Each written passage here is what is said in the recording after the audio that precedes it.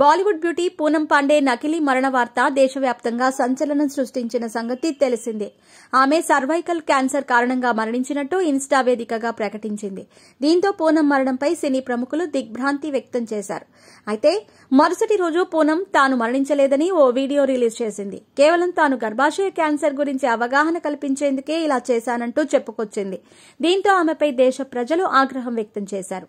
నీచమైన ఆలోచనలు అని, పబ్లిసిటీ కోసమే ఇలా చేస్తున్నారంటూ కామెంట్స్ చేశారు. మరోవైపు నకిలీ వార్తలను పోస్టు చేసినందుకు పూనంపై చర్యలు తీసుకోవాలని డిమాండ్ చేస్తున్నారు. పూనం పాండే నకిలీ మరణంపై పలువురు సినీ తారలు స్పందిస్తూ ఆమె ప్రవర్తనపై సీరియస్ అవుతున్నారు. ఈ క్రమంలోనే సౌత్ నటి కస్తూరి శంకర్ పూనం పోస్టుపై ఆసక్తికర కామెంట్స్ చేసింది.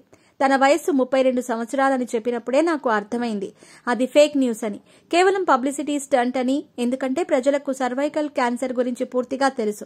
దాని కారణంగా ఏం జరుగుతుంది అనేది తెలుసు. పూనం కేవలం ప్రజల దృష్టిని ఆకర్షించేందుకు అని తెలిసింది.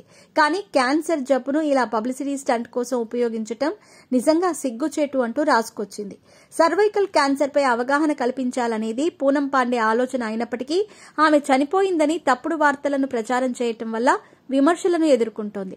పూనం హిందీ, తెలుగు చిత్రాల్లో నటించింది. సినిమాల ద్వారా కాకుండా వివాదాలతోనే పూనం ఎక్కువగా వార్తల్లో నిలుస్తోంది.